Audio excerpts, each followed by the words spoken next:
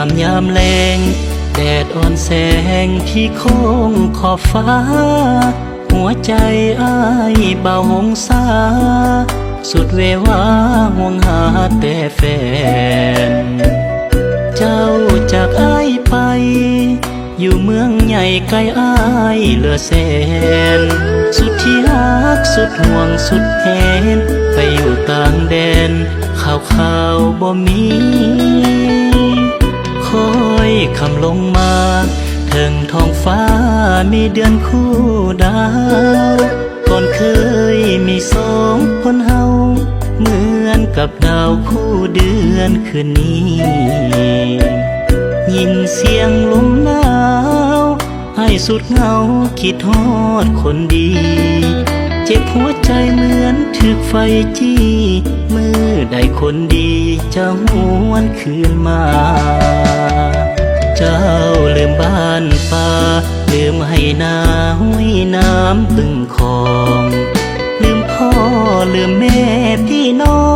งลืมหีดของสำเนียงภาษาลืมสายน้ำเกณฑ์ตัดคำเส้นลืมหอดวังพา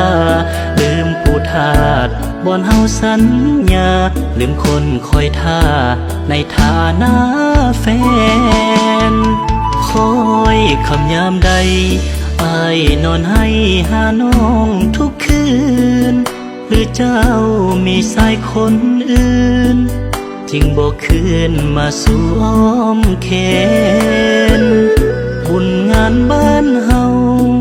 ให้ขาดเจ้าเงาใจเหลือแสนเบาหงสาคอยท่า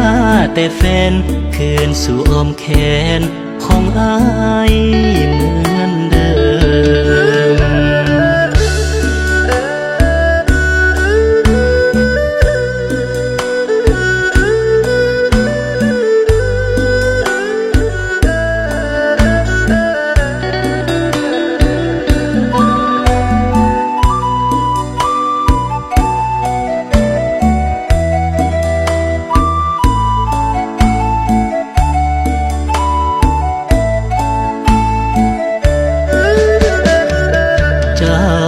บ้านป่า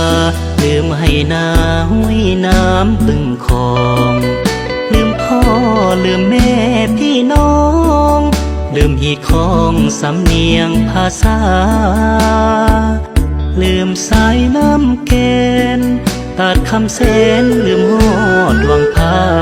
ลืมผู้ทาสบอนเฮาสัญญาลืมคนคอยท่า